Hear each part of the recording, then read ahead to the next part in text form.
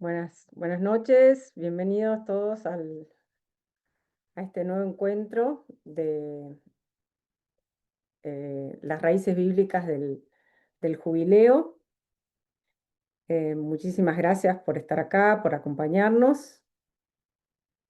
L- en esta oportunidad, bueno, este es el segundo encuentro, ¿no? Así que vamos a dar comienzo, nos vamos a poner en presencia de Dios. La vez pasada, no sé si recuerdan que comenzamos con el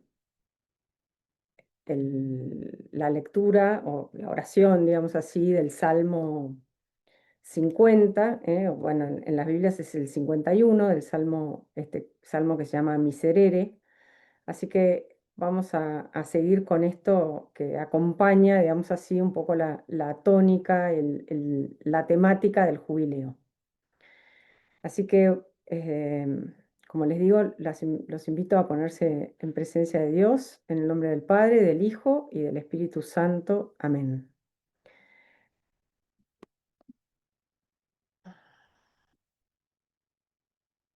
¿Se acuerdan que comienza así, no? Piedad de mí, oh Dios, por tu bondad, por tu inmensa ternura, borra mi delito. Lávame a fondo de mi culpa, purifícame de mi pecado. Pues yo reconozco mi delito, mi pecado está siempre ante mí, contra ti solo pequé, lo malo a tus ojos cometí. Ahora vamos a pasar a unos versículos que no habíamos visto la vez anterior, el número 12. Crea en mí, oh Dios, un corazón puro, renueva en mi interior un espíritu firme. No me rechaces lejos de tu rostro, no retires de mí tu santo espíritu. Devuélveme el gozo de tu salvación, afiánzame con espíritu generoso. Enseñaré a los rebeldes tus caminos y los pecadores volverán a ti.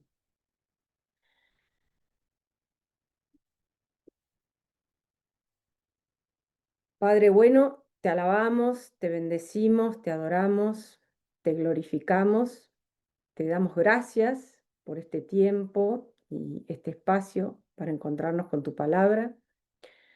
Te pedimos que nos bendigas, que envíes tu espíritu para que abra nuestros corazones y nuestras mentes para escuchar todo lo que quieras decirnos. Te lo pedimos por tu Hijo, la palabra hecha carne.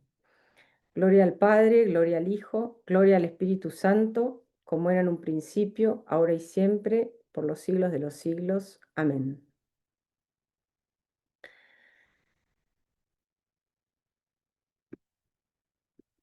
Bueno, a ver, quiero saber una cosa.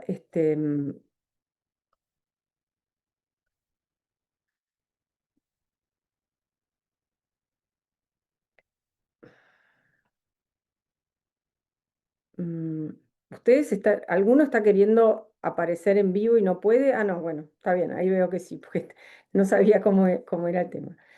Bueno, como recordarán los que estuvieron en el encuentro pasado, nosotros en el encuentro pasado lo que hicimos fue mirar de alguna forma el aspecto más formal del jubileo.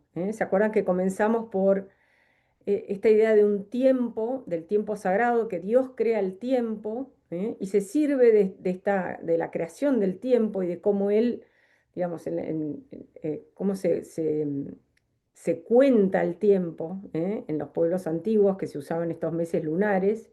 Y a partir de ahí aparece este número 7, que yo les expliqué que, por un lado, bueno, obviamente es la forma en dividir el mes lunar, ¿no? La semana tiene 7 días, hay 4 semanas de 7 días, que obedece al tema de las fases lunares.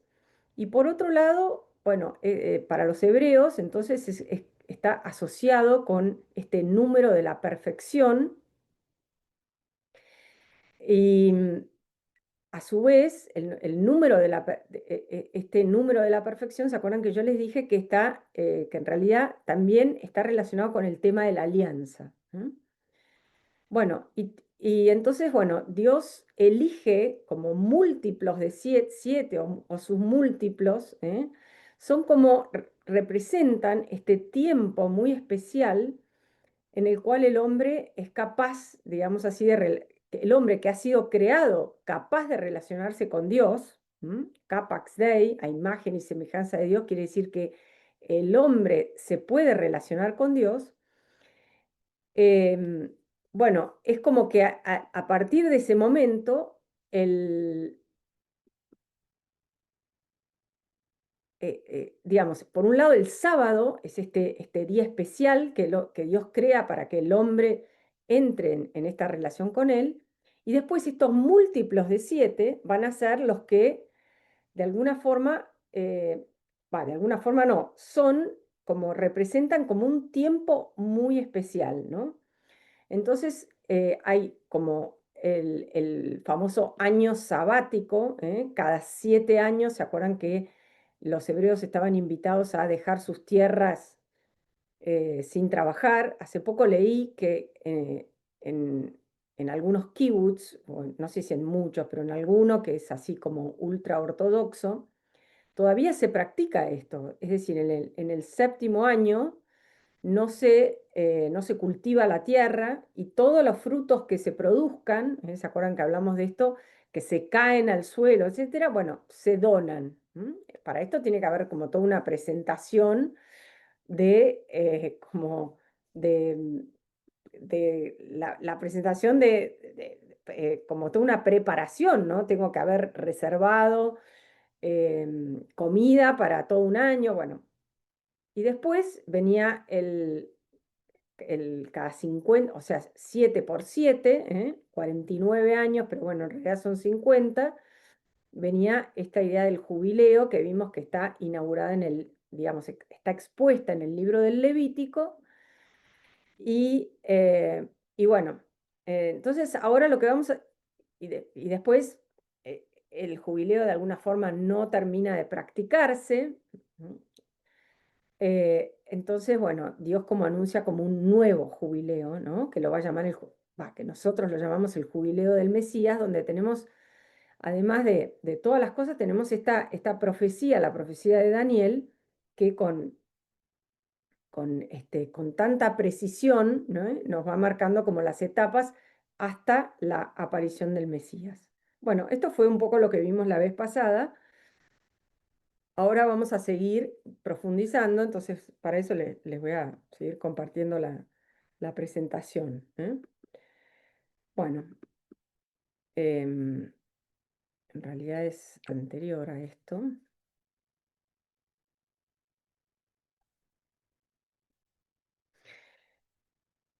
Vamos a... ¿Se acuerdan que yo les había dicho que la idea, como una idea base, del jubileo, está dada por la idea de restauración? Es como una suerte de reseteo, una idea es como una oportunidad que tiene el hombre de volver como a la configuración original. Entonces, como Dios, de alguna forma como Dios lo pensó. Esta idea, que es una idea muy profunda, es como la idea que está atrás del jubileo. Entonces, ¿por qué? Digamos, ¿por qué el hombre tiene que volver a esta idea original? ¿Qué es lo que pasa en el medio, podríamos pensar? Bueno, entonces vamos a hacer acá como un recorrido muy rápido. No, yo no puedo leer todos los textos, yo los invito a que después ustedes, si tienen interés, anoten y después en su casa vuelvan a leer con detenimiento, vayan a sus Biblias y lean las cosas. Ahora simplemente voy a como enumerarlas y de alguna forma, bueno, contar algunos detalles, pero no me voy a detener en los textos originales porque no nos daría la vida, ¿no? Pero bueno, a donde tenemos que volver es a lo que ocurre, digamos así, en el jardín. ¿En qué jardín? Bueno, en el jardín de Edén, lo que nosotros llamamos el paraíso, ¿no? Entonces, ahí nosotros nos encontramos o no, nos podemos preguntar, bueno, ¿cuál era el plan de Dios? ¿Cuál el plan de Dios original? Entonces nosotros vemos que El varón y la mujer han sido creados a imagen de Dios. En algún curso yo expliqué que, o sea, el varón y la mujer son creados lo que se llama a imagen y semejanza. La imagen es algo que ontológico, esta capa que viene dada por, tiene como muchas aristas, ¿no? Pero en este momento lo podemos pensar justamente como esta capacidad que tiene el hombre de entrar en relación con Dios, la única criatura que se relaciona con Dios. Por otro lado, la semejanza, en realidad es como una tarea. La imagen es algo fijo en el hombre, es algo dado, pero para que el hombre llegue a ser, los, perdón, los antiguos,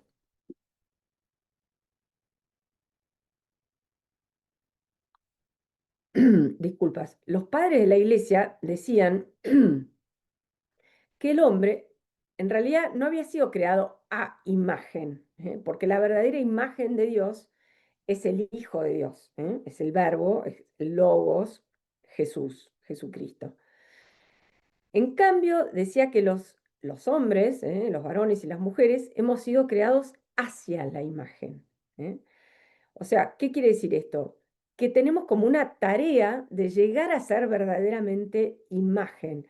Para eso, nosotros como cristianos decimos, para eso se nos ha dado el Dios encarnado, en el cual nosotros podemos mirar y decir, bueno, esta es la verdadera imagen de Dios, cuando lo vemos a Jesucristo, y entonces nosotros tenemos que tender hacia esa imagen, ¿entienden?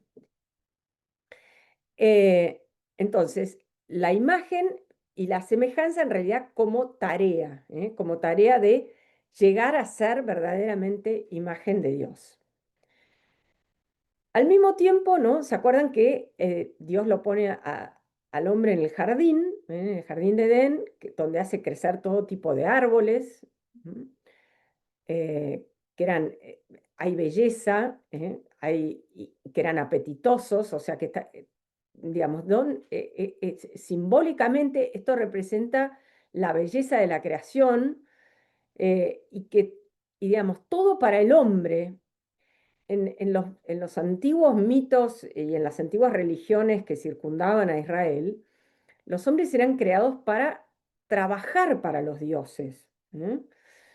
En cambio, el Dios de Israel trabaja para el hombre. Le da este jardín bello con todo este tipo de árboles y lo pone ahí para que lo cultivara y lo cuidara. Las palabras cultivar y cuidar son un poquito engañosas porque en realidad son las mismas palabras que se utilizan para marcar el trabajo que tenían que hacer los levitas, que era una, digamos, esta tribu sacerdotal que estaba dedicada a cuidar el templo. Bueno, entonces ahí las mismas palabras hebreas que se usan para que los levitas tenían que cuidar y servir a Dios, son estas palabras que se utilizan en el libro, en este capítulo del Génesis para hablar de la tarea del hombre, ¿no? O sea que ya en la misma tarea hay como esta idea de el hombre en última instancia ha sido creado para la relación con Dios. Pero Dios le pone, o sea, y le dice, de todos los árboles podés comer. Entonces, esto representa como una inmensa libertad, podríamos decir una libertad casi de 360 grados. Pero, pero le dice, del único árbol que no podés comer es del árbol del conocimiento del bien y del mal. Entonces, nuevamente, simbólicamente, ¿qué representa esto? Representa un límite. O sea, Dios le dice, has sido creado a mi imagen. ¿eh? Pero ser creado a imagen no significa que sos Dios. Entonces, el árbol del conocimiento del bien y del mal representa este límite que el hombre no puede transgredir, pero no por un capricho de Dios, sino porque si se extralimita, se sale del límite, se sale del término, se termina exterminando. Es como que, miren, fíjense, vamos a hacer una analogía con una ley muy fácil de entender de la naturaleza, que es la ley de gravedad. O sea, yo puedo decir, bueno, me subo al techo de mi casa, o no sé, o me subo al obelisco y digo, yo voy a vencer a la ley de gravedad, bueno, porque yo tengo en mí una chispa divina, porque en realidad yo soy, yo digo lo que está bien y lo que está mal, y bueno, entonces me tiro del obelisco o me voy, o del techo de mi casa, o lo que fuera, una cosa así, porque voy a vencer la ley de gravedad y no la, y bueno, ¿qué termino hecho una papa frita, digamos? Probablemente pierda la vida. Bueno, esto análogamente es lo que ocurre cuando uno no respeta los límites que Dios, o sea, Dios le entrega al hombre como una suerte de manual, podríamos decir así, como cuando uno compra un electrodoméstico y tiene un manual que dice, bueno, si compra una aspiradora, bueno, no la meta, o el secador de pelo, no lo tire al agua porque se va a electrocutar. Bueno, esto es lo mismo. Acá en esta etapa está representada por este árbol del conocimiento del bien y del mal. Y bueno, ¿qué es lo que ocurre? Que el hombre dice, bueno, yo voy a o sea, la serpiente, lo que le dice, perdón, discúlpenme.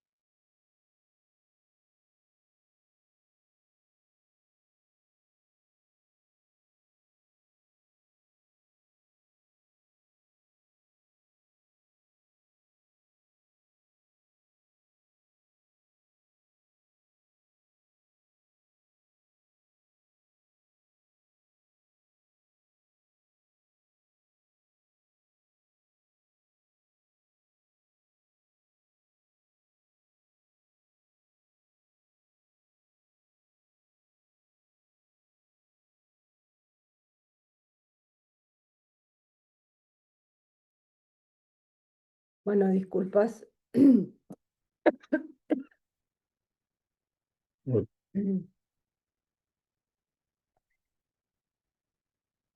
Perdón.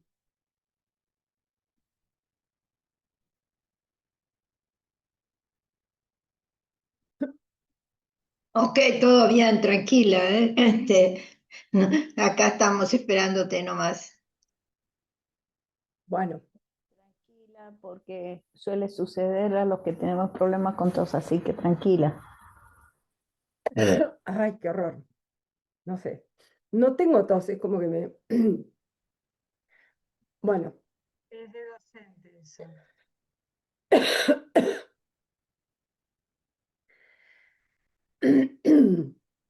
bueno, entonces, a ver, me tomé una pastilla a ver si con esto lo logro.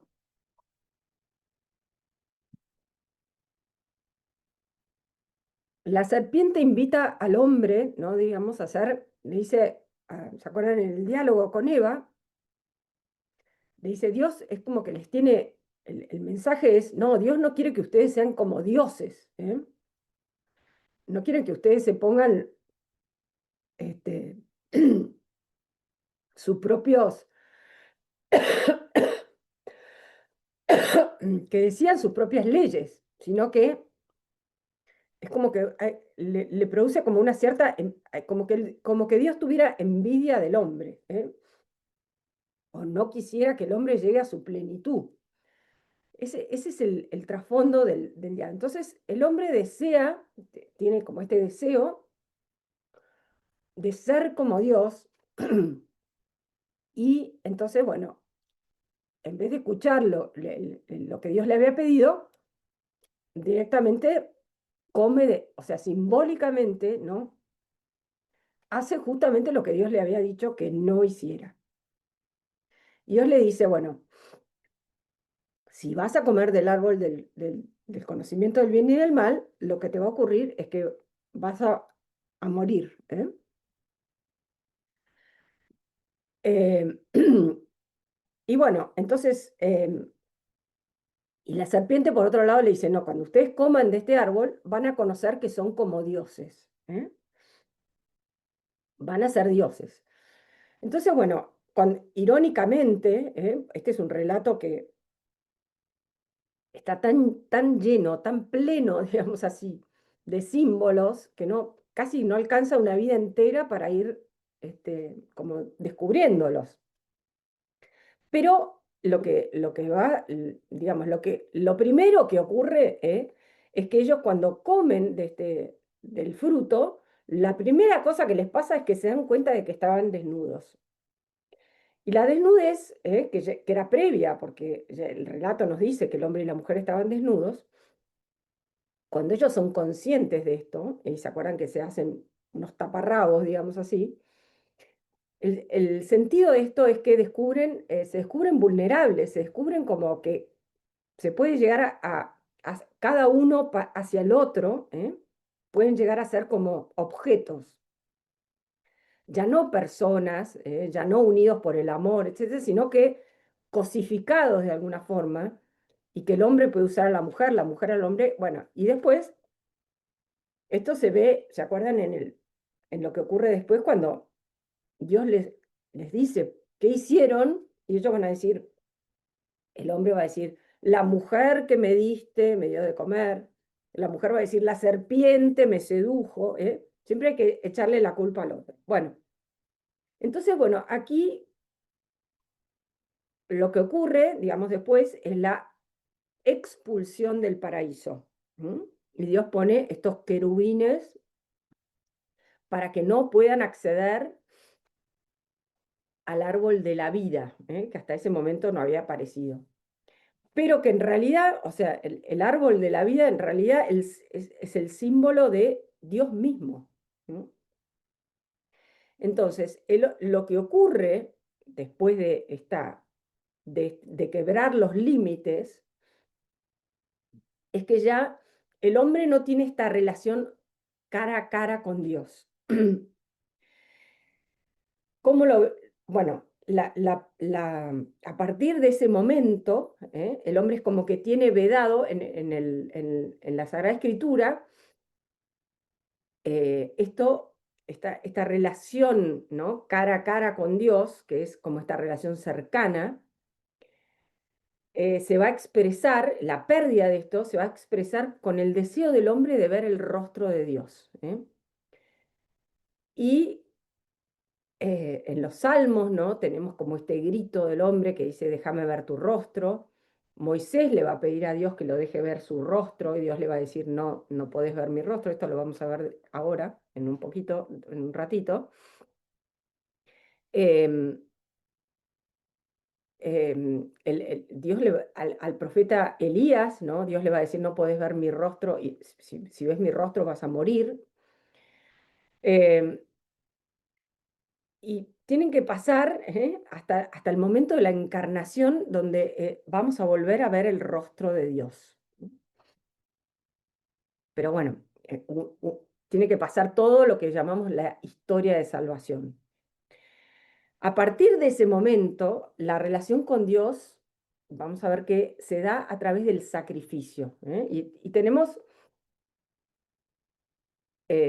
bueno, esto del sábado, culminación de la creación, era el momento en el cual, ¿se acuerdan? El hombre pasaba a este tiempo especial de relación con Dios.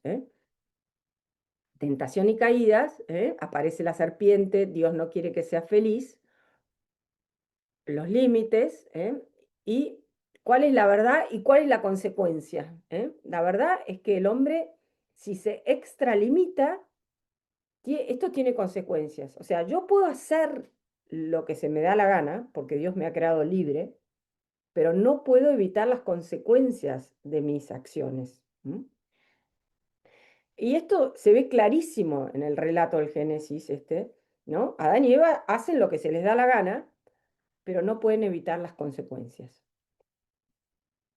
Se rompe el shalom, se rompe esta armonía original, en cual el hombre estaba, había como armonía, paz entre el hombre y Dios, entre el hombre y los demás, en este caso entre el hombre y la mujer, entre el hombre y la creación, entre el hombre consigo mismo. La palabra shalom, que en hebreo nosotros traducimos, es la palabra paz, pero en realidad es mucho más que eso. Es como esta profunda, profunda armonía y que va a estar dada, eh, o sea, que nosotros la vemos que se quiebra en este diálogo que les digo que es increíble, la cantidad de cosas que uno puede sacar de ahí entre Dios y Adán, entre Dios y la mujer, entre Dios y la serpiente. Bueno, esto se quiebra, la mujer que me diste, o sea, el hombre que acusa a la mujer, y después Dios le dice cuáles van a ser las consecuencias. Eh, ya al hombre le va a costar mucho el trabajo, ya es como que este trabajo que era algo que lo llenaba de alegría y felicidad, etcétera, ahora es algo trabajoso, es un bien arduo. A la mujer le dice que el hombre la va a dominar, pero esto no es el castigo que Dios le impone, estos son como por eso les digo que la analogía con la fuerza de gravedad, es como que si uno rompe, como la ley moral profunda que tiene en el corazón, que Dios le ha puesto en el corazón, que es parte de su ADN, bueno, esto tiene consecuencias y yo no las puedo evitar. Es como que desaté, que abrí la caja de Pandora. Bueno, fíjense que la primer palabra de Cristo resucitado es shalom, paz. O sea, aquí comienza la restauración verdadera y profunda. Bueno, entonces, acá yo pongo cuesta abajo en mi rodada, ¿no? Como el tango, ¿no? Eh, Adán y Eva son expulsados del paraíso y ahí vemos que a partir de ese momento la relación con Dios ya no es cara a cara, va a pasar a través del sacrificio. Fíjense que Caín y Abel se pelean por un tema cultural. Ellos se pelean porque Abel ofrece las primicias de su ganado, como corderito podemos pensar, y Caín ofrece granos. No podemos detenernos, también esta es una historia riquísima y llena de enseñanzas, pero lo cierto es que acá asistimos como al primer homicidio, que en realidad es peor porque es un fratricidio. Entonces, fíjense, a partir del pecado de los padres, viene el de los hijos, bueno, el del hijo, y a partir de ahí comienza cada vez el siguiente personaje bastante siniestro, es Lamec, que lo tenemos en el libro del Génesis, también en el capítulo 4. Quizás vale la pena simplemente detenernos un minuto, ya que no es tan conocido como Caín y Abel. En el libro del Génesis, en el capítulo 4, luego del, perdón,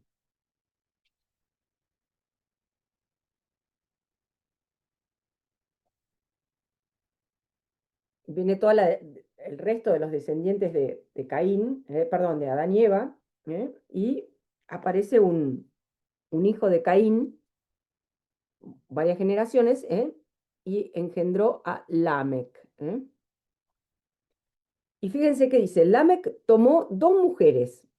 Con Lamec se inaugura la poligamia. En la Biblia, yo siempre digo que no hay una crítica explícita de la poligamia, sino implícita. ¿En qué sentido? Que cada vez que hay poligamia, podemos pensar, por ejemplo, en el caso de Abraham, ¿no?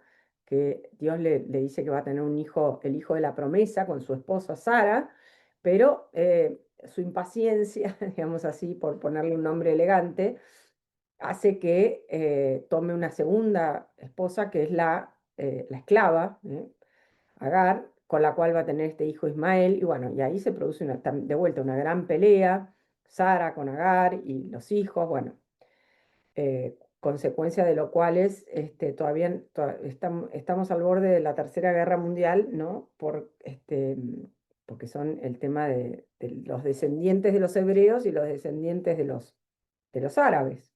Así que las cosas tienen sus consecuencias, digamos, ¿no? Pero bueno, después está Jacob, que también tiene dos esposas y bueno, todas las cosas que ocurren con eso. La historia de José, que es vendido como esclavo. Bueno, cada vez que hay poligamia hay grandes, grandes problemas. Entonces, bueno, pero fíjense que Lamec, además, es un hombre muy violento. Dice así, Lamec, dijo Lamec a sus mujeres, Adá y Silá, oíd mi voz, mujeres de Lamec, escuchad mi palabra. Yo maté a un hombre por una herida que me hizo y a un muchacho por un cardenal que recibí.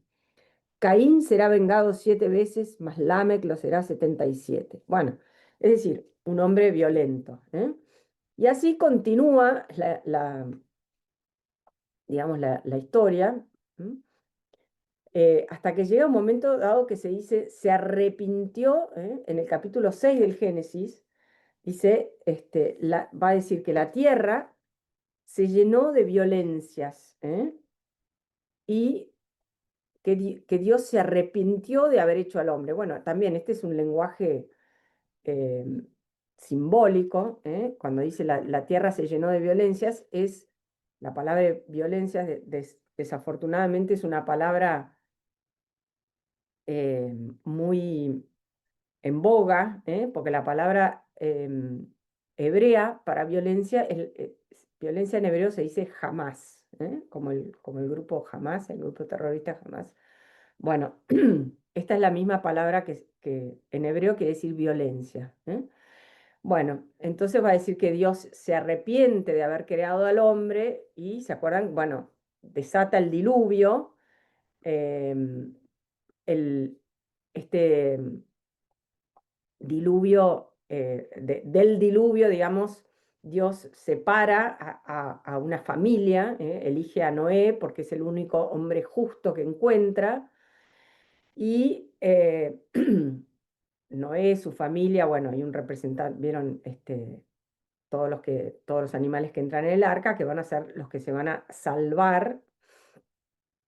Cuando termina el diluvio, Noé, Dios sella una alianza nuevamente con Noé a través de un sacrificio, y le dice que nunca más va a destruir a el... A ver, vamos a hablarlo porque es importante. Si tienen ahí su Biblia, pueden ir al capítulo 8. Dice así, capítulo 8, versículo 20.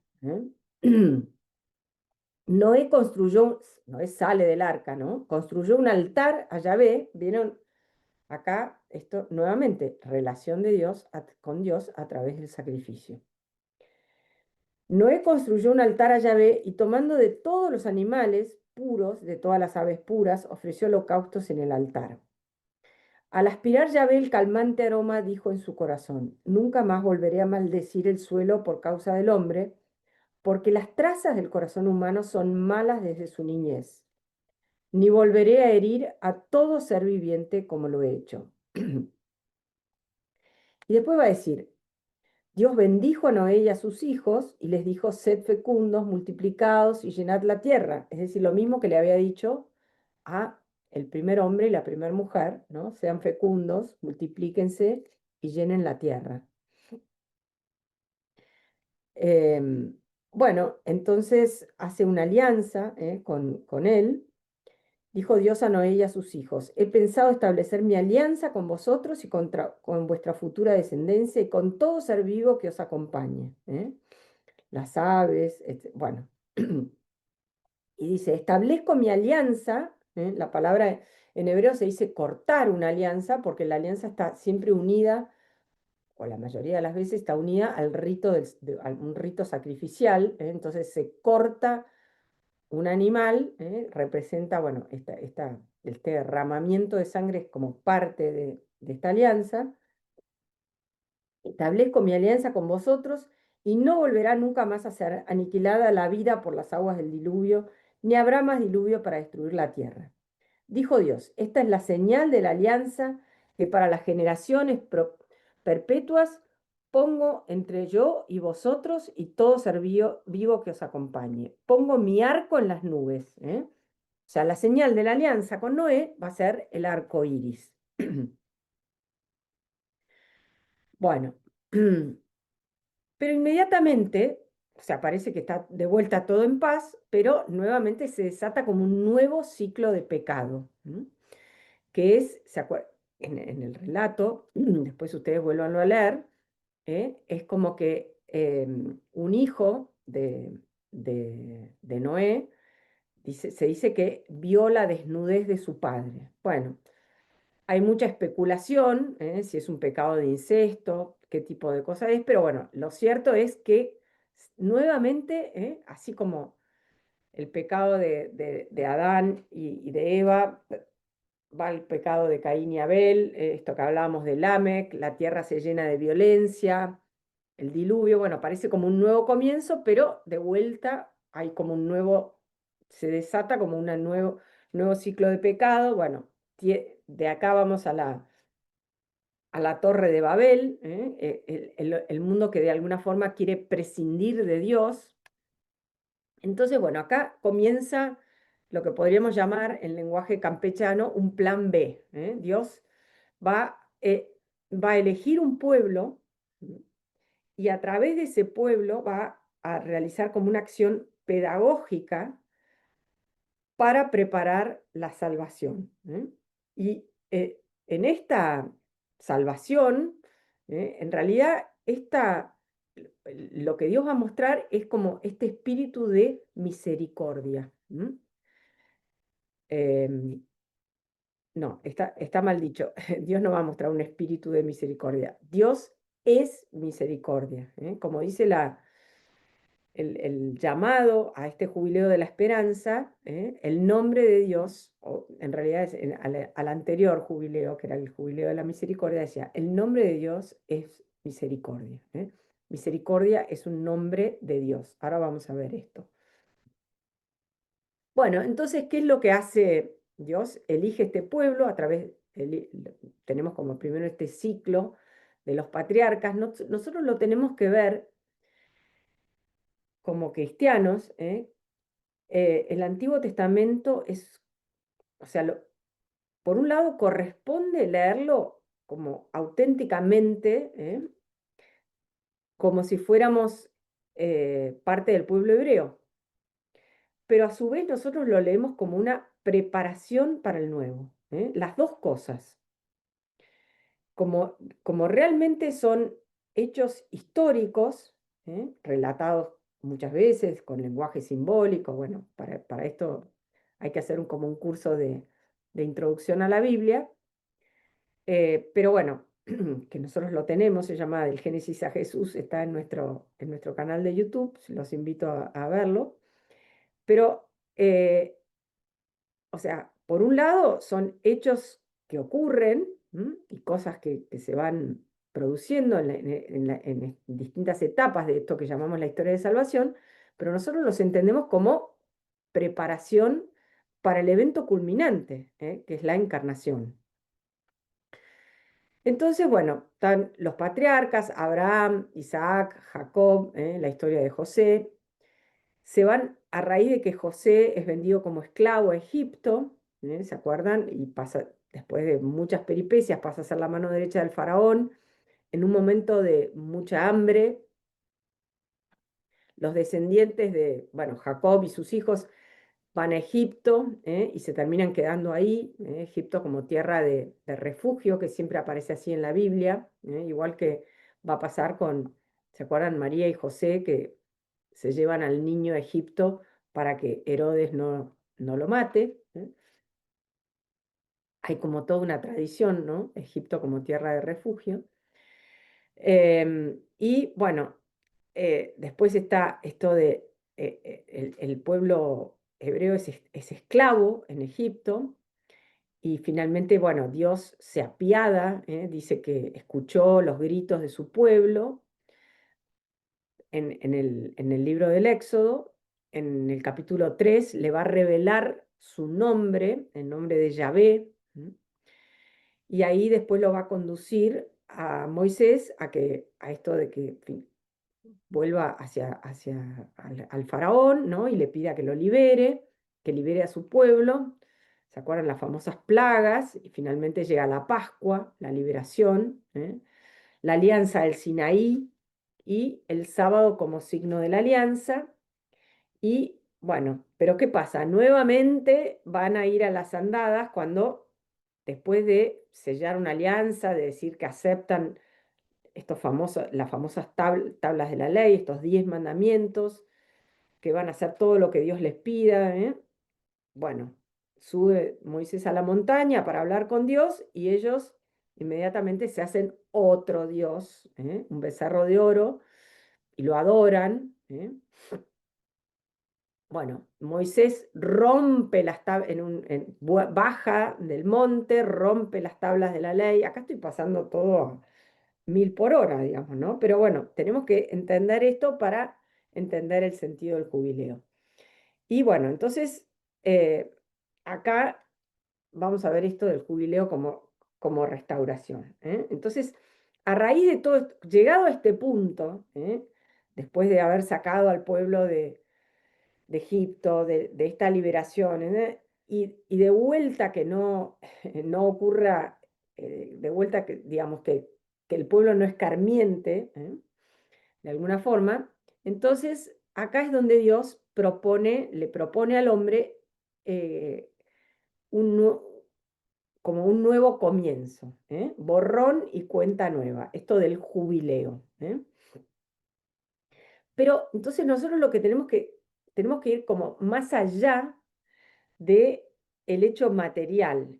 Acá está sobre todo centrado en la posesión de la tierra, el perdón de las deudas, la vuelta a la familia, pero en realidad esto como que tiene como una enseñanza mucho más profunda, que es lo que nosotros tenemos que descubrir. Bueno, entonces, a través del jubileo, o sea, Dios le da a Moisés, después que simultáneamente o al mismo tiempo que le da las tablas de la ley, ¿se acuerdan que le hace construir como este primer templo, lo que se llama el tabernáculo del desierto, donde el hombre, o sea, le da como una liturgia, es decir, una forma de relacionarse del hombre con Dios y un estilo de vida que busca como perpetuar, como institucionalizar esto de que el pueblo es libre. Y en el fondo el jubileo es esto, es como me saco todas las ataduras, me vuelvo como esta, les digo de vuelta esto, el reseteo, como vuelvo esta idea original de Dios en el hombre.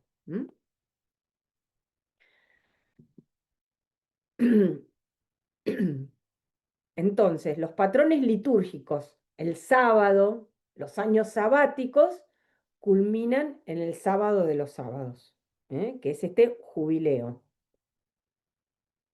Entonces, Dios, sábado, día reservado para encontrarme con Dios. Después, el año sabático, dejo la tierra sin ¿no? Es como un año, todo un año de reflexión. Y después, en el jubileo, se restauran todas las relaciones. Entonces, acá digamos, ¿se acuerdan que yo les dije que el jubileo, digamos así, comenzaba litúrgicamente, digamos, comenzaba el año nuevo, después venían estos 10 días de, que, que son los que preparan, ¿no? El día del perdón.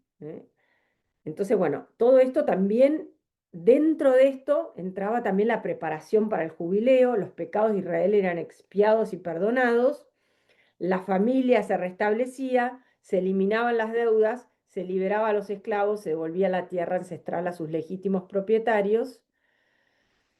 Esto era como el ideal. ¿Cuál es la realidad? Israel no guardó el jubileo ni los años sabáticos y ni siquiera los sábados. Tenemos en todo el corpus profético, sobre todo, tenemos como estos, los profetas que dicen ustedes, ¿no? Este es un pueblo que me alaba con los labios, pero no con el corazón. Bueno, esto que hablábamos, ¿no? Que está muy bueno que te perdonen la deuda, pero cuando vos sos el que tenés que perdonar a otro, bueno, tenés el corazón endurecido. Entonces, bueno, acá es donde hay como, en la historia de salvación, bueno, cada vez esto de alguna forma fracasa. Y los profetas son los que van diciendo, hagan las cosas bien porque, bueno, vienen tiempos muy duros. Israel fue exiliado a Babilonia, Jerusalén fue saqueada, sus tierras redistribuidas y su templo destruido. Bueno, pero en todo este proceso está presente la misericordia como atributo de Dios. Entonces, bueno, ahora vamos a hacer una pequeña interrupción de unos 5 minutos o 3 minutos. Yo necesito tomar un vaso de agua y ustedes quizás también. Y ahora continuamos.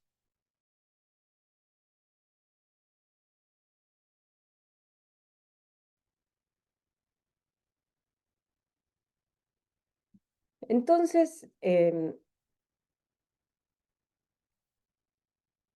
digamos, lo que hemos digamos, lo que de alguna forma miramos así como a toda velocidad, eh, son estos hitos, digamos así, de la historia de salvación, pero podríamos decir que son hitos donde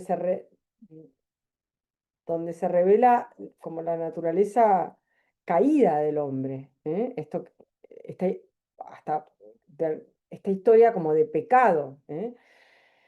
La palabra pecado en hebreo es una palabra muy interesante, ¿no? Y también en griego. Hatat es en hebreo, hamartía es en griego,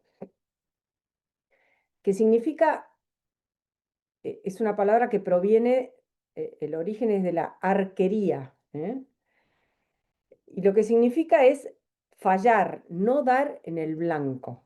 Nosotros a veces la palabra pecado la tomamos como em, con otra connotación, como hay un mandato arbitrario, ¿no? Y yo rompo, digamos, no respeto ese mandato, bueno, pero las palabras también nos enseñan, ¿eh? Entonces, ¿qué es esto del pecado? Es de alguna forma, es esto de fallar, no dar en el blanco. ¿Cómo será que Aristóteles, Aristóteles pagano, digamos, estamos hablando del siglo III antes de Cristo en Grecia, no conocía la religión judía y por supuesto tampoco cristiana, y en su Ética a Nicómaco, él escribe un tratado de ética a su hijo Nicómaco, ¿no? Y dice, tenemos que ser como arqueros que den en el blanco. Es decir, tenemos que acertar, en la vida hay que acertar. Esto es lo que hace la ética dice que es, la ética de Aristóteles dice que es un tratado, digamos, para que su hijo Nicómaco sea feliz. ¿Mm?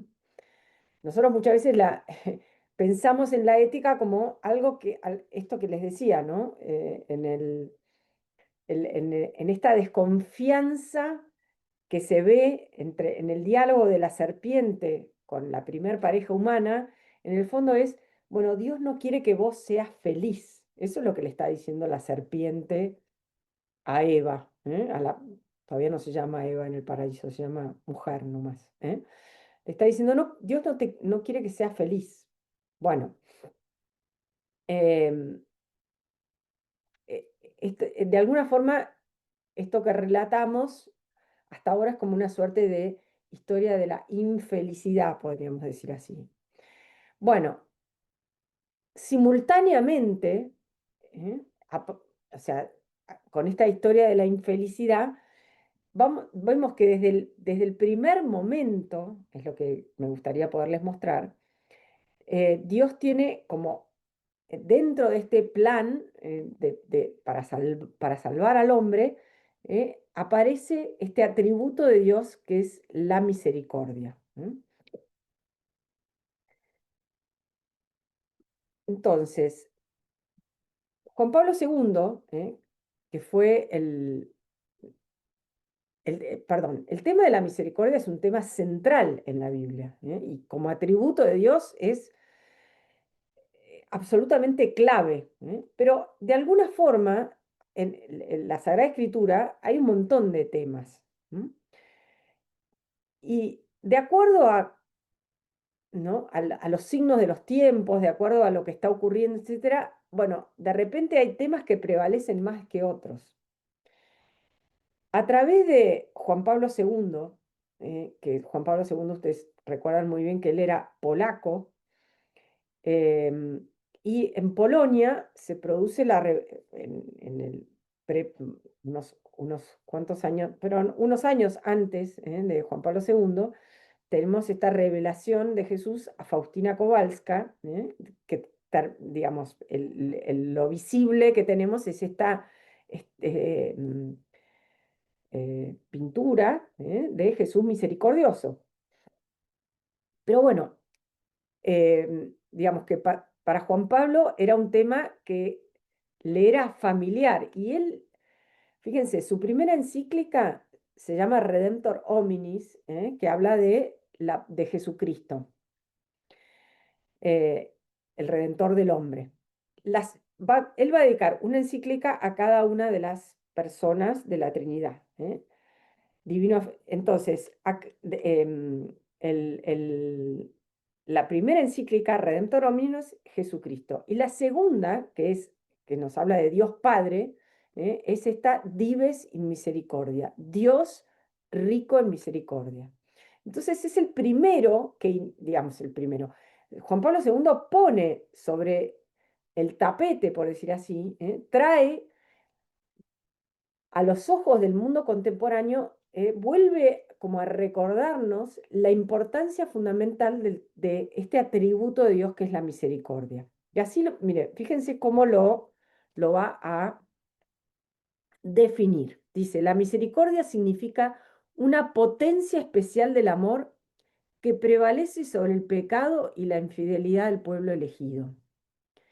La misericordia es la dimensión indispensable del amor, es como su segundo nombre, y a la vez el modo específico de su revelación y actuación respecto a la realidad del mal presente en el mundo que afecta al hombre y lo asedia, que se insinúa a sí mismo en su corazón y puede hacerle perecer en la gehenna.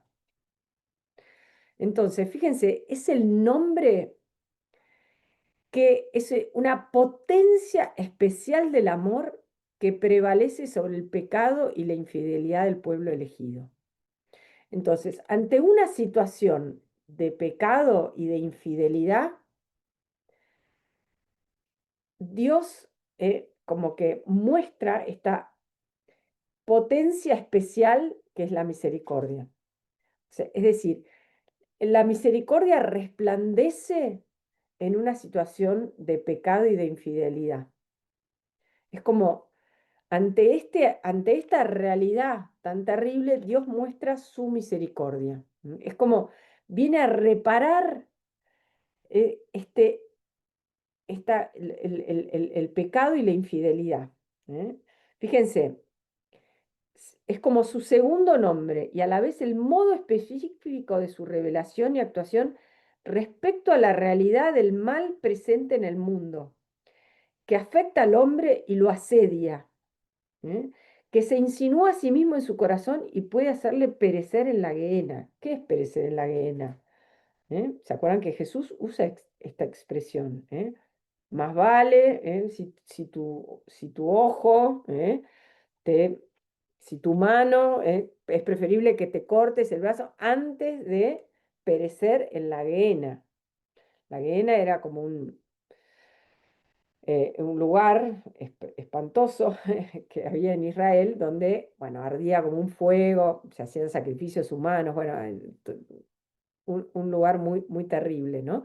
Pero, o sea, que está asimilado a esta idea que nosotros tenemos del infierno. Fíjense que acá Juan Pablo II está usando como de alguna forma una metáfora, perecer en la gehenna. Bueno, lo cual hace ver como la gravedad de esto. Esto es una cosa seria. Bueno, entonces en la revelación hay varios hitos. ¿eh? Dios va revelando su misericordia de a poco. ¿eh? La primera vez es en esto que después los teólogos van a llamar el protoevangelio, que se los voy a leer porque en el diálogo con la serpiente, Dios le dice lo siguiente, después de que Adán y Eva comen del fruto prohibido y empieza todo ¿dónde estabas?, etcétera, ¿no? ¿Qué es lo que le dice el Dios a la serpiente? Nuevamente, aquí ya tenemos un relato, la serpiente es el símbolo de este espíritu maligno, que nosotros llamamos Satán. En la Biblia tiene distintos nombres: Satanás, el demonio, el diablo, bueno. ¿eh? Entonces Dios le dice lo siguiente: por haber hecho esto, maldita seas entre todas las bestias, entre todos los animales del campo, sobre tu vientre caminarás y polvo comerás todos los días de tu vida. Enemistad pondré entre ti y la mujer, entre tu linaje y su linaje. Él te pisará la cabeza mientras acechas tú su calcañar. Bueno, ¿qué es lo que le está diciendo Dios a la serpiente? ¿No? Le dice: pondré enemistad entre tu descendencia, o sea, la descendencia de la serpiente, y la descendencia de la mujer. Ella, pero ¿qué pasa? La descendencia de la mujer te va a aplastar la cabeza, pero vos le vas a morder el talón. Entonces, acá los padres de la iglesia vieron en esto, en este pequeño pasaje del Génesis, como esto que se llama el protoevangelio, como la primer buena noticia. ¿Qué es lo que le está diciendo? La descendencia de la mujer, en realidad, el hijo de otra mujer, ¿no? O sea, hay toda una cadena de descendencia, pero finalmente, acuérdense que en el Evangelio de Lucas,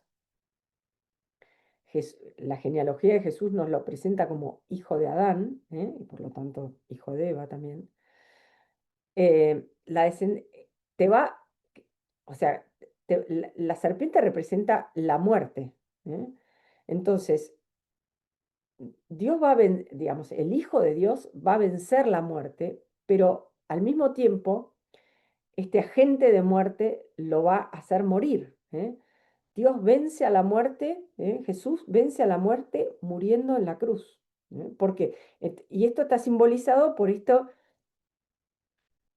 imagen de que la serpiente le va a morder el talón, pero vos le vas a aplastar la cabeza. Bueno, después la alianza con Noé, que ya vinimos, la revelación en todos estos momentos, digamos, la liberación de Egipto es como que Dios va mostrando ante esta realidad, esta infidelidad del pueblo elegido, va mostrando su misericordia. Bueno, hasta que finalmente tenemos el episodio del becerro de oro. Y ahí eh, hay como un quiebre, ¿no? Que Dios, Moisés ve que Dios está realmente furioso y intercede por su pueblo, ¿no? Entonces le dice, por favor, que se compadezca y hay toda una oración de Moisés, bueno, y después le dice que él quiere ver su rostro. Y fíjense lo que le contesta Dios. Dice, yo haré pasar junto a ti toda mi bondad. La palabra es una derivada de esta palabra tov. Tov en hebreo es lo bueno. Yo haré pasar junto a ti toda mi bondad, porque Dios es toda bondad. Y pronunciaré delante de ti el nombre de Yahvé. Fíjense acá como todos los atributos de Dios. Dios que es toda bondad, es la bondad verdadera. El nombre de Yahvé que Dios le revela a Moisés en este famoso episodio de la zarza ardiente, Dios que se deja nombrar, que se revela como un Dios personal, al mismo tiempo yo soy el Dios de tus padres, de Abraham, de Isaac, de Jacob, como que le revela quién es, porque yo concedo mi favor a quien quiero concederlo y me compadezco, concedo mi favor, es la raíz de esto que nosotros llamamos gracia, Genan, y concedo mi favor y me compadezco, acá uso una palabra que es rahum, que son las entrañas, como que se me revuelven las entrañas de quien quiero compadecerme.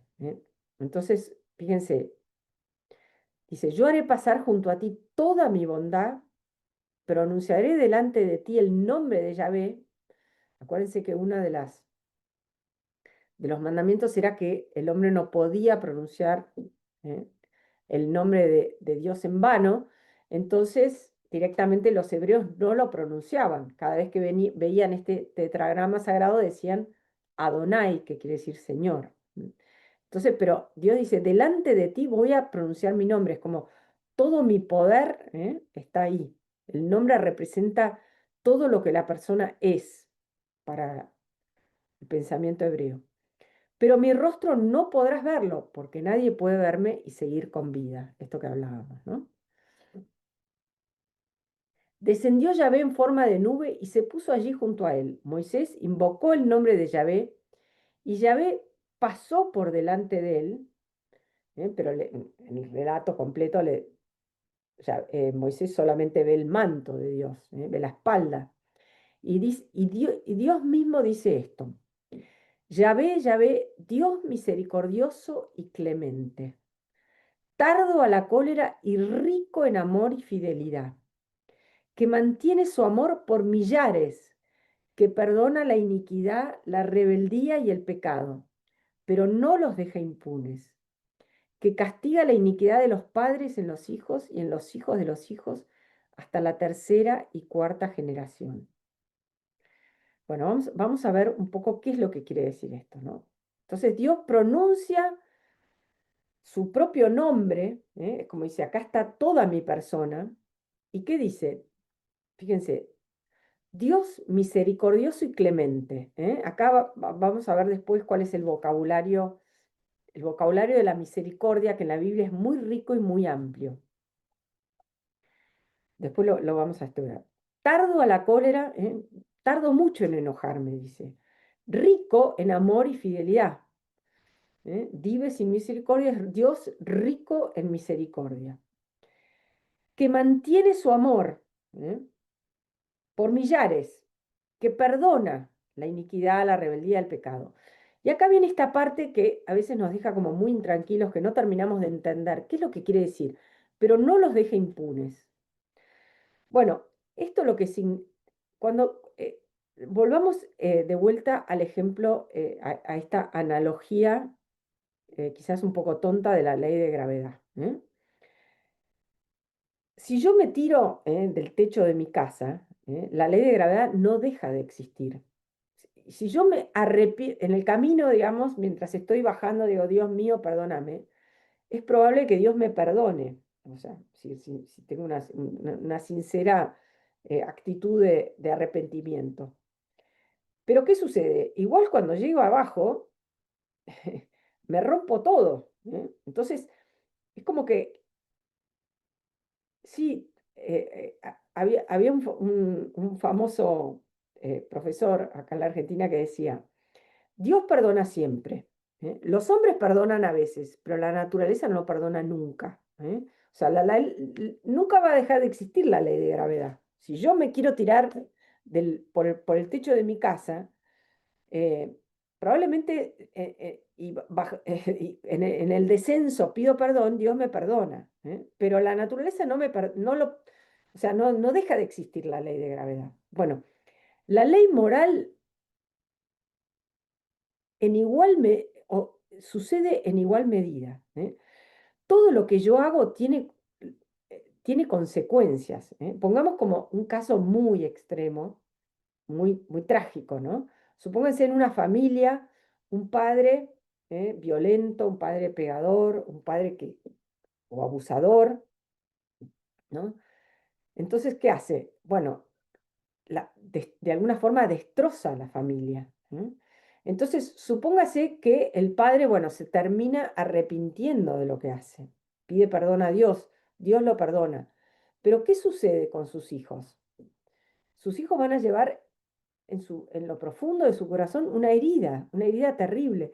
Y es muy probable que esa herida le provoque también otros comportamientos, muchas veces no estoy juzgando a nadie, ni estoy diciendo tampoco a nadie nada que no conozcamos, ¿no? Pero si yo crecí en una familia violenta, bueno, muchas veces soy violento. Y esto de alguna forma paso esto a mis hijos y tardar muchas generaciones en curarse esto. Hay que hacer como toda una tarea de, mm, o sea, por más que yo me arrepienta, lo que yo hago tiene consecuencias y esas consecuencias no se van simplemente con el arrepentimiento. ¿M? Esto es lo que significa castigo la iniquidad de los padres en los hijos y en los hijos de los hijos hasta la tercera y cuarta generación. Lo que yo hago tiene consecuencias. Bueno, en la Biblia, como les digo, la misericordia tiene mucha riqueza por los matices que tiene en la lengua hebrea. Muchas veces nosotros en nuestras Biblias lo que traducimos como amor o misericordia, en hebreo son otras palabras. La primera que tenemos que conocer es esta palabra gesed. ¿Se acuerdan ese salmo que dice, demos gracias a Dios porque es eterno su amor? Y lo repite y lo repite y lo repite. Bueno, nosotros lo traducimos como es eterno su amor, pero en realidad la palabra que se usa es gesed. Y lo que significa es fidelidad, actitud profunda de bondad, firme amor. Es decir, es la fidelidad de Dios. En particular, está relacionado con el tema de la alianza.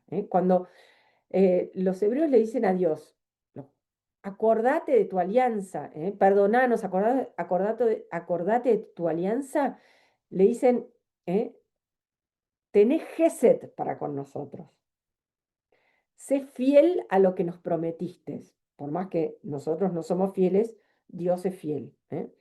Después hay otra palabra, esta que vimos, rahum, rahamim, que hace referencia ahí dice matiz, pero no es, bueno, es una matiz, a la matriz femenina, es como las entrañas de la madre.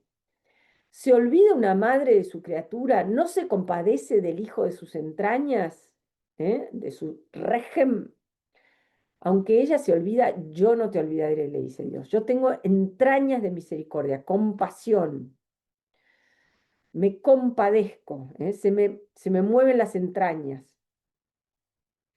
Em, Después está la palabra emet. ¿Eh? Muchas veces, o sea, está Gesed u emet están unidas. ¿Eh? Amor y verdad. ¿Eh? La palabra emet, que significa solidez, nosotros la traducimos como verdad, eh, de ahí tiene la misma raíz que la palabra amén. ¿Eh? Significa como aquello en lo que yo me apoyo. ¿Eh? Es algo sólido. ¿No? Dios es el amén en el sentido de que es lo verdadero, es lo que tiene como solidez profunda. Y después está esto de Hanún, que también tiene como un matiz de compasión, y de ahí viene la palabra que nosotros traducimos como gracia, ¿eh? Como este don gratuito de Dios. Bueno, todos estos matices conforman la idea de misericordia. O sea, por un lado es la fidelidad de Dios, su actitud profunda de bondad, la compasión ante esto que hablábamos, ¿no? Ante esta situación de infelicidad y de profunda pena que produce el pecado. Es algo sólido, algo en el que yo me puedo apoyar, ¿eh? Y bueno, y hace referencia a este don gratuito de Dios, a esto que llamamos gracia, ¿no?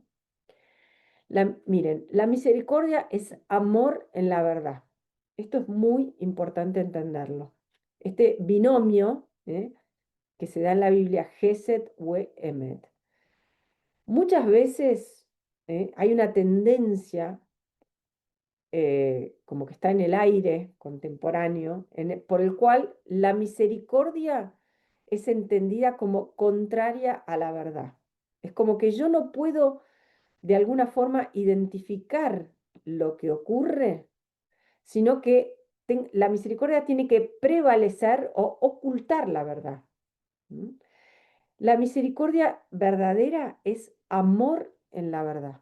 Esto es como muy clave captarlo. ¿Eh? Es como que es algo que está en el pensamiento ante una situación de pecado. Lo que hoy en día prevalece es, bueno, tenemos que ser misericordiosos en el sentido de nos tenemos que olvidar, ¿no? del pecado. Y en realidad, en la Sagrada Escritura, el amor, la misericordia es amor en la verdad. ¿Eh? Es como que la verdad ilumina esta situación y entonces, pero yo puedo amar verdaderamente a la persona que está en esta situación. ¿Eh? Y también la verdad sirve para iluminar mi propia eh, miseria, ¿eh? No solamente lo de los demás, sino la mía. Yo no puedo poner remedio a mi miseria si no la veo verdaderamente. Entonces, no, verdaderamente tengo que tener primero como la luz de la verdad para ver en qué consiste, en qué me estoy equivocando, para poder de alguna forma corregirlo. Entonces, misericordia es amor en la verdad.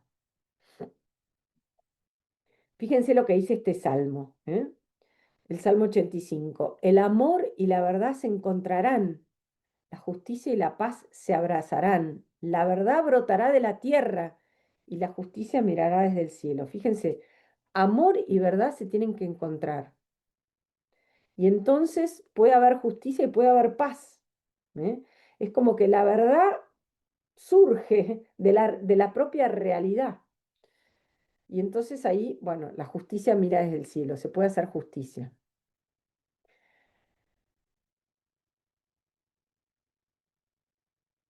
Ahora, digamos, em, una vez que entendemos el tema de qué es la misericordia, aunque más no sea, es una aproximación, podemos hablar de este tiempo especial de la misericordia. ¿Se acuerdan? El Evangelio de Marcos dice, el tiempo se ha cumplido, el reino de Dios está cerca, conviértanse y crean en la buena noticia. ¿Mm? Es como que ahora El tiempo se ha cumplido y ahora, bueno, conviértanse y crean en la buena noticia. O sea, la misericordia no es como un manto que cubre toda esta podredumbre, sino que requiere también una tarea por parte del hombre. ¿M? Conviértanse y crean en la buena noticia. Con esto, de alguna forma, se inaugura el tiempo de la misericordia, el verdadero tiempo de la misericordia. Es como que Dios, a través del tema del sábado, del tema de los años sabáticos, del tema del jubileo, quiso educar a su pueblo en qué significa la misericordia y cómo cuesta la misericordia. Esto que hablábamos de, está muy bueno que te perdonen.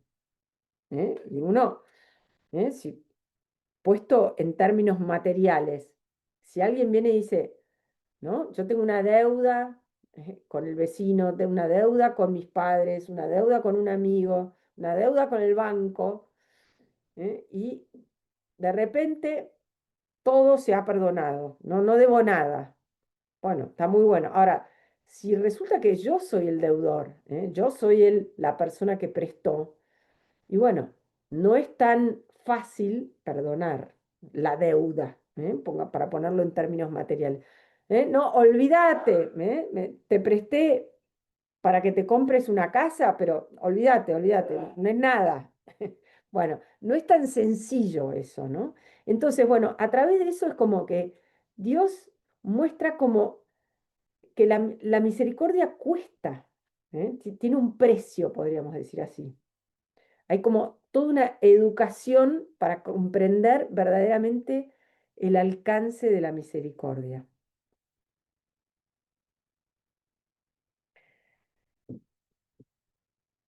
Miren lo que dice,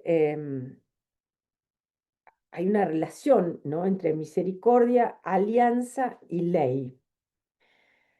En el episodio del becerro de oro, Dios está muy enojado, digamos así, y entonces Moisés intercede por su pueblo. ¿Y qué dice? Moisés cayó de rodillas y se postró diciendo, si realmente me has brindado tu amistad, tu gracia, este gen, dígnate, Señor, a ir en medio de nosotros. Es verdad que este es un pueblo obstinado, pero perdona nuestra culpa y nuestro pecado y conviértenos en tu herencia. El Señor le respondió, yo voy a establecer una alianza, en realidad reestablecer. A la vista de todo el pueblo realizaré maravillas como nunca se han hecho en ningún país ni en ninguna nación. El pueblo que está contigo verá la obra del Señor, porque yo haré cosas tremendas por medio de ti. Después el Señor dijo a Moisés, consigna por escrito estas palabras, porque ellas son las cláusulas de la alianza que yo hago contigo y con Israel. Moisés estuvo allí con el Señor 40 días y 40 noches sin comer ni beber y escribió sobre las tablas las palabras de la alianza, es decir, los 10 mandamientos. ¿eh? Bueno, entonces Israel tenía como esta guía, por un lado tenía esta guía, ¿no? de esta ley que Dios le había dado, por otro lado tenía esta eh, eh, aseveración del mismo Dios de que Él es un Dios misericordioso. Él invita al pueblo a practicar misericordia, pero como vimos, ¿no? Muchas veces, la mayoría de las veces, esta misericordia cuesta, y entonces, bueno, no, no se llegó a practicar. Bueno, entonces, acá llegamos como al meollo de la cuestión, que es, Dios va preparando todo esto para el famoso jubileo del Mesías. ¿Se acuerdan que lo habíamos visto, como, y que Jesús, al inaugurar su ministerio público, hace referencia precisamente al tema este del jubileo, a este año de gracia del Señor?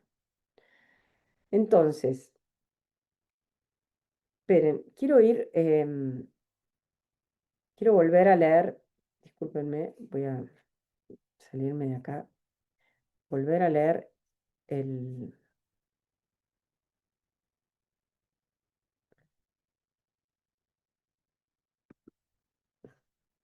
acá. Jesús anuncia la llegada del jubileo. Jesús fue a Nazaret, donde se había criado. El sábado entró como de costumbre en la sinagoga y se levantó para hacer la lectura. Le presentaron el libro del profeta Isaías y abriéndolo encontró el pasaje donde estaba escrito: El Espíritu del Señor está sobre mí porque me ha consagrado por la unción. Él me envió a llevar la buena noticia a los pobres, a anunciar la liberación a los cautivos y la vista a los ciegos, a dar la libertad a los oprimidos y proclamar un año de gracia del Señor.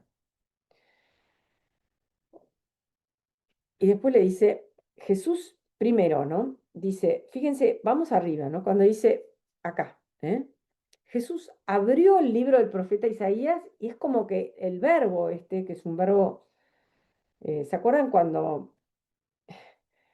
Arquímedes descubre esta ley, la ley de Arquímedes, que está en la bañadera, y que dice, Eureka, lo encontré, Eureka, que nosotros traducimos como lo encontré? Bueno, encontró es eurisco, es este verbo es algo en el que yo lo quería encontrar. Entonces, no es que Jesús de casualidad encuentra este pasaje, ¿no? Sino que el mismo verbo nos dice, lo estoy buscando, Él verdaderamente quiere mostrar esto. Jesús cerró el libro, lo devolvió al ayudante y se sentó. Todos en la sinagoga tenían los ojos fijos en él.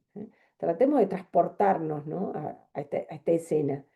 Entonces comenzó a decirles, hoy se ha cumplido este pasaje de la escritura que acaban de oír. Entonces, estoy inaugurando la misericordia. Eso es lo que está diciendo. Fíjense, Jesús, ahí cuando salga de la sinagoga de Nazaret, ¿qué es lo que va a hacer? Va a devolver la vista a un ciego, ¿eh? Va a expulsar el demonio, entonces va a dar que oprime a alguien, ¿no? Entonces va a dar la libertad a los oprimidos, va a llevar la buena noticia a los pobres, ¿eh?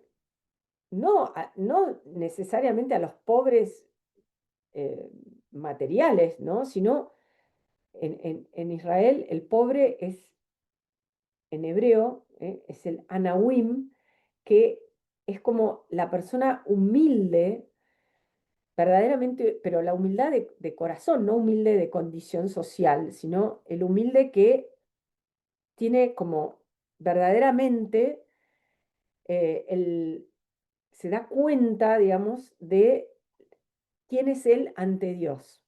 El Anawim es el que puede medir la distancia entre el hombre y Dios, que tiene verdadera humildad, porque comprende quién es él ante los ojos de Dios. Anunciar la liberación esto, ¿no? La vista a los ciegos, la libertad a los oprimidos y proclamar que ha llegado la misericordia. Bueno,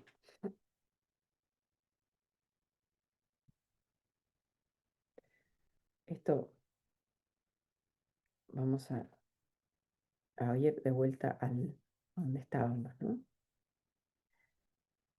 Eh, Esto ya lo vimos, el amor en la verdad. Bueno, entonces, vamos acá. Hay una profecía de Zacarías que dice, aquel día, está hablando de el día, en los profetas hay todo el tiempo como una referencia a esto que llaman el día del Señor. ¿eh? El día del Señor, el día del Señor. Bueno, aquel día, el día del Señor, habrá una fuente abierta para la casa de David y para los habitantes de Jerusalén a fin de lavar el pecado y la impureza. ¿eh? El profeta Zacarías, que es uno de los últimos profetas, anuncia que en el día del Señor va a haber como una fuente abierta donde los habitantes, para la casa de David y para los habitantes de Jerusalén, a fin de lavar el pecado y la impureza. O sea, fíjense, esta idea de la fuente abierta. Bueno, y después va a hablar de que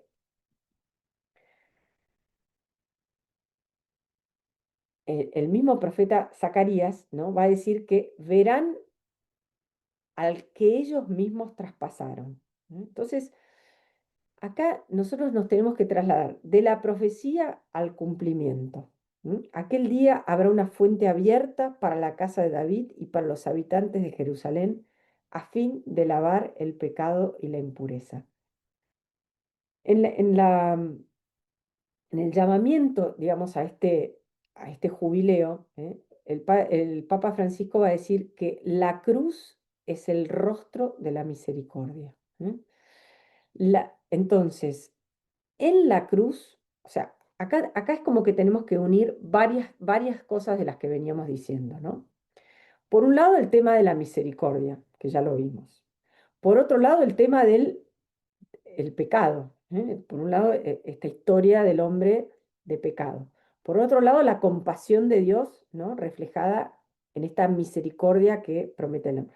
Por otro lado, que Dios le va mostrando al hombre cómo es, a través de esta educación, de lo que significa de que el hombre tiene que perdonar, el tema del jubileo. Jesús, con todas sus enseñanzas acerca del perdón, también, ¿se acuerda cuántas veces tengo que perdonar a mi hermano? 7 veces, no, 70 veces 7. Y nuevamente hay como un juego, para el que quiera, para el que sabe oír, 70 veces 7, ante la ofensa de otro, ante el dolor que me ha provocado otro, lo tengo que o sea, tengo que tener como un reseteo. Y esta promesa de que aquel día habrá una fuente abierta para la casa de David y para los habitantes de Jerusalén. Bueno, ¿qué es lo que sucede, no? Una vez que Jesús muere en la cruz? Cuando llegaron a él, al ver que ya estaba muerto, no le quebraron las piernas, sino que uno de los soldados, acá estamos leyendo de la Pasión según San Juan, sino que uno de los soldados le atravesó el costado con la lanza y enseguida brotó sangre y agua. El que vio esto lo atestigua, su testimonio es verdadero y él sabe que dice la verdad para que también ustedes crean. Y esto se hizo para que se cumpliera la escritura que dice, verán al que ellos mismos traspasaron. Entonces, fíjense, y con esto vamos a terminar el tema de hoy. En la cruz, digamos, se termina, es como que verdaderamente va a resplandecer el rostro de la misericordia, como dice Francisco, ¿no? Acá es como que se va a terminar de revelar, y la próxima vez vamos a tratar de entender en qué consiste, cómo opera la misericordia, qué significa, o sea, la cruz como último acto de toda, como último acto que supera absolutamente todo, pero que viene preparado, por toda la liturgia sacrificial de Israel, para que el hombre pueda comprender qué significa la cruz. ¿eh? Y en la cruz es donde verdaderamente se abre esta fuente que va a lavar la impureza y el pecado. Bueno, siendo las 8:30, eh, me despido por hoy. Les agradezco muchísimo que